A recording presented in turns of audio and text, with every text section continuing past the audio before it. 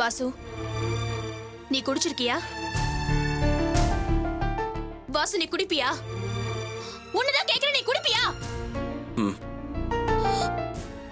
அட பாவி, காதலிக்கும் போதும் இல்ல கல்யாணத்துக்கு அப்புறமோ ஒரு தடவை கூட நீ குடிப்பேன்னு ஒரு வார்த்தை கூட சொல்லவே இல்ல.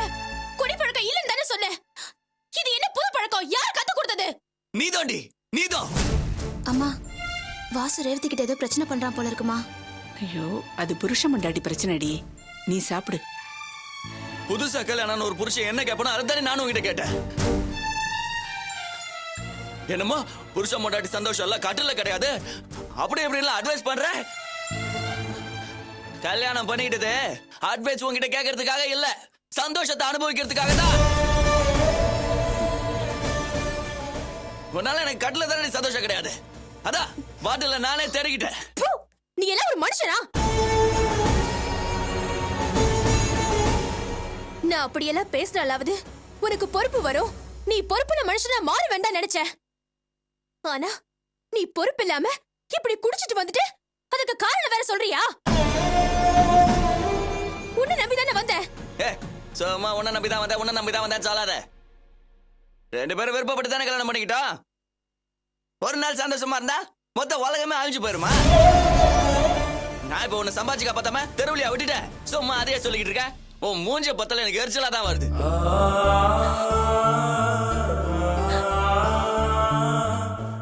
வாசு, நீதான் பேசுறியா?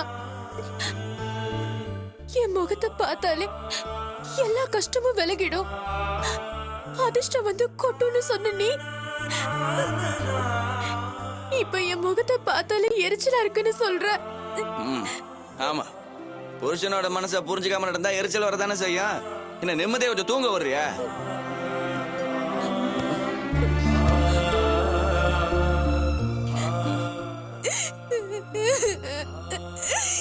எனக்கு வேணும், நல்லா வேணும். என் அப்பா அம்மாக்கு துரோகம் பண்ணிட்டு வந்ததுக்கு எனக்கு நல்லா வேணும். நல்லவ மாதிரி நடிச்சு என்ன ஏமாத்திட்டல்ல. சுயரூபம் இப்பதான் எனக்கு தெரியுது. என் வாழ்க்கைய வீணா போச்சு.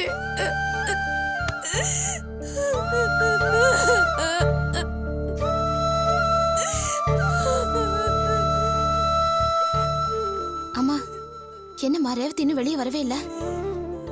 ஏய், நான் தான் ஏற்கனவே சொன்னேன்ல அது புருஷ மண்டாடி பிரச்சனைன்னு. நீ சாப்பிட்டு எல்லாத்தையும் எடுத்து போய்.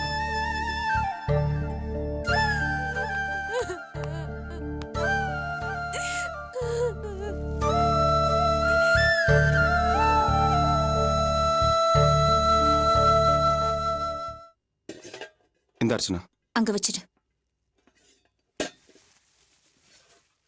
என்ன வழக்கம் எஃப்எம்ல நேரத்துக்கு நல்ல பாட்டுலாம் வரும்ல, ஏன் கேட்காம இருக்க? அதை ஆஃப் பண்ணு. ஏ ஆஃப் பண்ணுன்னு சொல்றேன்ல.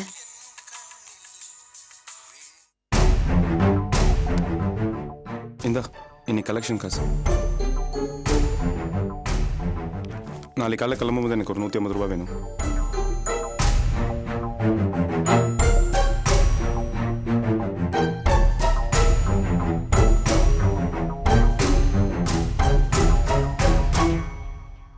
அர்ச்சனா, என்னாச்சு உனக்கு?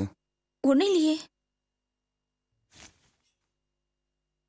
சரி, நான் போய் கை கால் கழுவிட்டு வரேன்.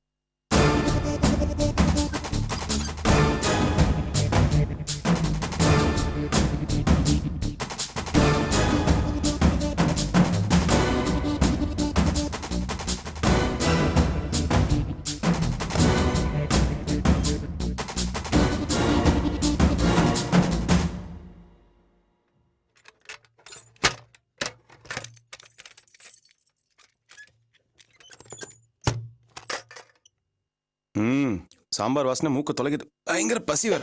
சீக்கிரம் சாப்பாடு போடு.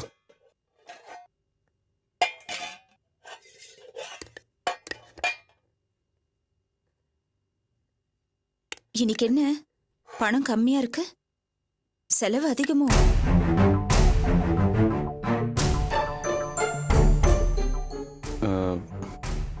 இல்ல, இன்னைக்கு கலெக்ஷனே அவ்வளவுதான் ஆச்சு.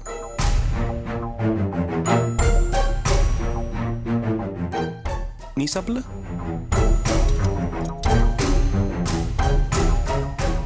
என்ன நீயும் சாப்பிடு. நீ சாப்பிடு, நான் அப்புறமா சாப்பிட்டுக்கிறேன். ஏன் அது அப்படிதான். ராத்திரியில் நம்ம 2 பேரும் ஒன்றா தான் சாப்பிடணும்னு சொல்லியிருக்கேன்ல, இப்போ ஏன் திடீர்னு வேணாங்கிற? வேண்டாண்ணா விட. என்ன சர்ச்சனா? ஏன் ஒரு மாதிரியா இருக்கிற? ஒன்றும் இல்லையே, நான் நல்லா தான் இருக்கேன். பொய் சொல்லாத, எனக்கு உன்னை பற்றி தெரியாதா? இப்போ ஏன் சாப்பிடாம இருக்க? என்ன நடந்துச்சு? அர்ச்சனா, என்ன ஆச்சுன்னு கேட்குறேன்ல. 2 பேரும் ஒன்னா இருந்தா தானே ஒன்னா சாப்பிட முடியும். இப்பதான் நான் வேற ஆயிட்டேனே, அப்புறம் எப்படி ஒன்னா சாப்பிட முடியும்? என்னது, நீ வேறயா? என்ன அர்ச்சனா சொல்ற? இப்போ என்ன நடந்துச்சு? என்ன நடந்துச்சுன்னு என்கிட்டயே கேக்குற? சம்பந்தப்பட்ட நீ தானே சொல்லணும். அர்ச்சனா, நீ என்ன பேசுற? எதுக்கு இப்படிலாம் பேசுற? எனக்கு ஒண்ணுமே புரியல. எனக்கெல்லாம் புரிஞ்சு போச்சு. என்னதான் இருந்தாலும் நான் வேற வீட்ல இருந்து வந்தவ தானே. என்ன அர்ச்சனா இது? இப்போ எதுக்கு இப்படிலாம் பேசிட்டு இருக்க? இப்படி சுத்தி வளைச்சு பேசிட்டு இருக்காம நேரடியாக விஷயத்த சொல்லு. நான் எதுவாக இருந்தாலும் உங்ககிட்ட அப்படி தானே பேசுறேன். நீ அப்படி பேசலையே, அதனால தானே நான் இப்படி பேசுறேன். அர்ச்சனா, இப்போ என்ன ஆச்சு? என்ன பிரச்சனை? சரி, இப்ப நான் நேரடியாவே கேக்குறேன். காலையில ரோட்ல நீ ராணிய பார்த்து பேசினல, ராணிக்கு பணம் கொடுத்தல, அத பத்தி நீ ஏன் என்கிட்ட சொல்லல?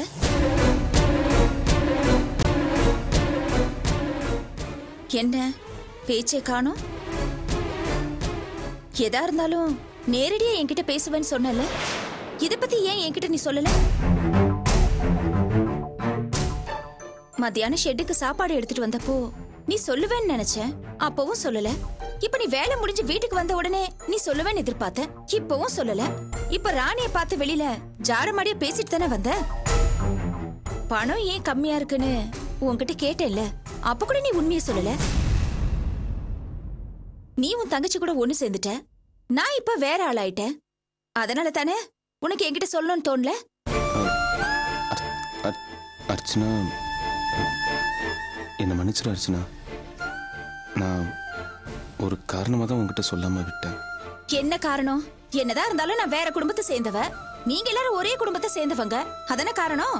என்ன அர்ச்சனா இது? ஏன் இப்படிலாம் பேசுற? நான் போய் உன்னை பிரிச்சு பாப்பேனா? அப்ப இந்த விஷயத்தை நீ எதுக்காக என்கிட்ட சொல்லாம மறைச்ச? அது வந்து இந்நாள் வரைக்கும் நான் அந்த குடும்பத்துக்காக தான் கஷ்டப்பட்டு சம்பாரிச்சேன். ஆனால் அவங்களே என்னை வீட்டு விட்டு வெளில தத்தி விட்டாங்க. இதை கேள்விப்பட்ட வெளில இருக்கிற எனக்கு தெரிஞ்சவங்கெல்லாம் ரொம்ப ஆத்திரப்பட்டு அந்த குடும்பம் நல்லா இருக்காது, இனிமேல் அவங்களுக்காக நீ எதுவுமே செய்யாத செல்வம்னு சொல்லிட்டாங்க. வெளியில் இருக்கிறவங்களே அப்படி சொல்கிறாங்கன்னா, நீ இந்த வீட்டில் என் கூடவே வாழ்ந்துட்டுருக்க. எங்கே நீயும் அவங்கள மாதிரி ஆத்திரப்பட்டு அந்த குடும்பத்துக்காக நான் எதுவுமே செய்யக்கூடாதுன்னு தடுத்துருவியோன்னு பயந்து தான் நான் உண்மையை சொல்லலை.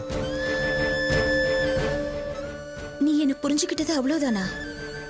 நீ உன் குடும்பத்துக்கு உதவி செஞ்சா நான் அதை தடுப்பேன்னு உனக்கு எப்படி தோணுச்சு? அதுவும் ராணிக்கு உதவி செய்யறத நான் தடுப்பேனா? நான் என்ன அவ்வளவு கல் நெஞ்சக்காரியா?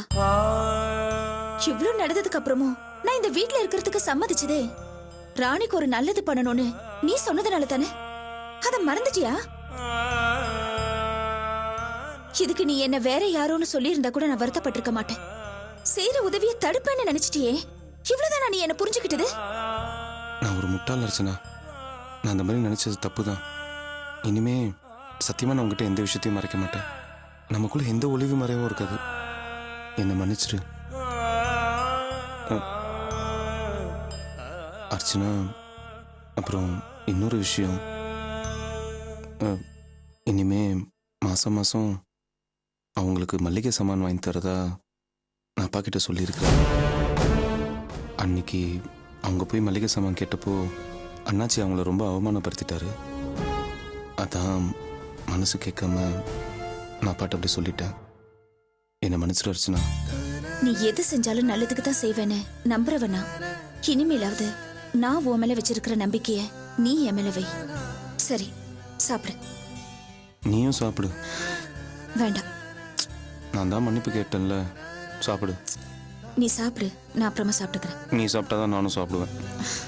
சரி, சாப்பிடலாம்.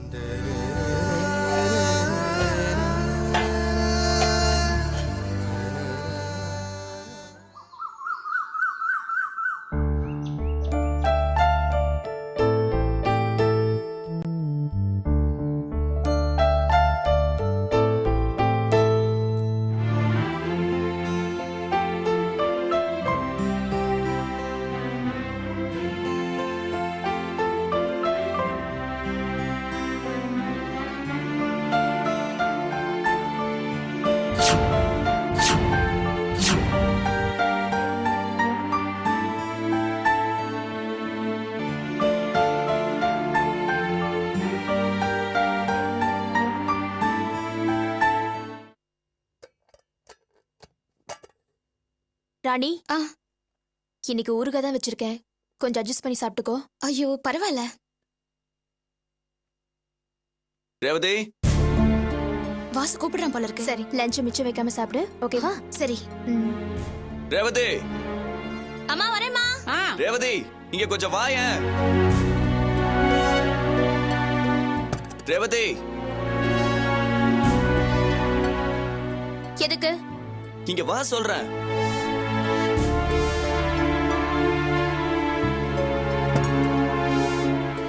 என்ன எது கூப்பிட்ட? கொஞ்சம் கதவை மூட ப்ளீஸ். நேத்து பகல்லே ஆரம்பிச்சிட்டேன், இன்னைக்கு காலையிலேயே ஆரம்பிச்சிட்டியா? ஐயோ, அதுக்கெல்லாம் இல்ல ரேவதி. நேத்து நடந்ததெல்லாம் எனக்கு இப்பதான் ஞாபகத்துக்கே வந்தது. யோசிச்சு பார்த்தனா ரொம்ப கஷ்டமா இருந்தது. பாவம், ரொம்ப வேதனைப்படுத்திட்டேன்ல உன்ன. அதுக்கு மன்னிப்பு கேட்கலான்னு தான் கூப்பிட்டேன். ஓஹோ, நேத்து குடிச்சிட்டு வந்து என்ன வேணாலும் பேசுவ, காலையில மன்னிப்பு கேட்டுட்டா எல்லாம் சரியாயிடுமா? அப்படிதானே? தப்புதான் ரேவதி, நான் பண்ணது பெரிய தப்புதான். நான் ரொம்ப மோசமா நடந்துக்கிட்டேன்ல. எனக்காக எவ்வளவு நல்ல வாழ்க்கையை விட்டுட்டு வந்திருக்க, அதை புரிஞ்சுக்காம நான் ரொம்ப மோசமா நடந்துக்கிட்டேன்ல. ஏன் தான் நான் இப்படி எல்லாம் பண்றேன்னு எனக்கே தெரிய மாட்டேங்குது ரேவதி. தயவு செஞ்சு என்ன மன்னிச்சிடு ரேவதி. இனிமே இந்த மாதிரி சத்தியமா தப்பே நடக்காது. போதும் வாசு, போதும். உன் பாசாங்கு நடிப்பு எல்லாத்தையும் நான் நம்பி ஏமாந்தது போதும். காதலிக்கும் போது குடிப்பழக்கம் கிடையாது, எந்த கெட்ட பழக்கமும் கிடையாதுன்னு சொன்னவ நீ. கல்யாணத்துக்கு அப்புறம் என்ன ஆஹா ஓஹோன்னு வாழ வைக்கிறேன்னு கதை அளந்த. அதையெல்லாம் நம்பி நான் உன் கூட வந்தல்ல, அதுக்கு சரியான தண்டனை கொடுத்துட்ட. உன்னால எனக்கு பணக்கார வாழ்க்கையை கொடுக்க முடியலங்கிற வருத்தம் என் மனசுல துளி கூட இல்ல. சாதாரண மிடில் கிளாஸ் வாழ்க்கையே எனக்கு சந்தோஷம்தான். ஏன்னா உன் வாழ்க்கைதான் ஏன் வாழ்க்கைன்னு நினைச்சு உன் கூட வந்தவனா. ஆனா நீ பட்ட பகல்ல அல்ப சந்தோஷத்துக்காக கூப்பிட்டு என்ன அவமானப்படுத்திட்ட. அத்தைக்கு முன்னாடி அந்த நிமிஷம் எனக்கு எப்படி இருந்தது தெரியுமா? உன்னை திருத்தறதுக்காக எப்ப நீ பொறுப்பானவனா மாறியோ அப்பதான் இந்த சந்தோஷத்தை கொடுப்பேன்னு நான் சொன்னேன். ஆனா நீ அதையே காரணமா வச்சு குடிச்சிட்டு வந்திருக்க. உன்னை திருத்தணும்னு எடுத்த முயற்சி மேலும் மேலும் தப்பு பண்ணதான் தூண்டுது. இன்னும் என்னென்ன பழக்கலாம் இருக்கு உன்கிட்ட? அதான் இனிமே எதுவும் பண்ண மாட்டேன்னு சொல்றேன்ல ரேவதி. போதும் வாசு, என்ன ராணி மாதிரி வச்சிருந்த அப்பா அம்மாக்கு துரோகம் பண்ணிட்டு யோசிக்காம உன் கூட வந்தனே, என்னால அவங்க எவ்வளவு பெரிய அவமானத்தை சந்திச்சிருப்பாங்க, பயிர் எரிஞ்சு சபிச்சிருப்பாங்கல்ல. அந்த சாபம் தான் இப்ப என்ன தண்டிக்குதுன்னு நினைக்கிறேன். இந்த தண்டனையும் நான் ஏத்துக்க தயாராயிட்டேன். நீ ஓ இஷ்டம் போல ஆடு, நான் எதுவும் சொல்ல மாட்டேன். குடி கூத்தடி எங்க வேணாலும் போ, எதையும் தட்டி கேட்கிற அருகதை எனக்கு கிடையாது. என் வாழ்க்கை இங்கதானே ஆயிப்போச்சு. இனி என்ன அடிச்சாலும் உதச்சாலும் அவமானப்படுத்தினாலும் நான் இங்கதானே இருந்தாகணும். எல்லாத்தையுமே சகிச்சுக்கிட்டு தானே போகணும். என்ன ரேவதி, நான் இவ்வளவு சொல்றேன், நீ அதுக்கு மேலயும் திருப்பி நான் திருப்பி எதையும் கேட்க தயாரா இல்ல. உனக்கு வேலைக்கு போகணுங்கிற என்ன இருந்தா வேலைக்கு போ, இல்ல குடிச்சுதான் கிடப்பேன்னா உன் இஷ்டம் போல செய்.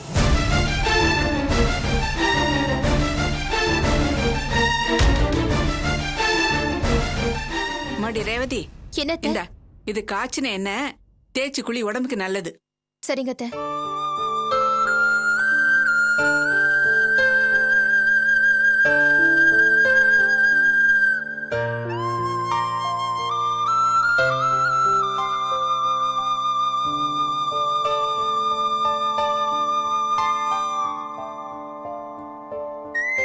டேய் வாசு, இவ்வளவு நேரமா தூங்குறது? வேலைக்கு போற புள்ள இவ்வளவு நேரம் தூங்குனா குடும்பம் வழங்குமாடா? ஏமா காலங்கத்துல கத்திக்கிட்டு இருக்க? குடிக்க ஏதாவது காப்பி தண்ணி கொண்டு வா போ. ஆமா, இது ஒண்ணுதான் குறை.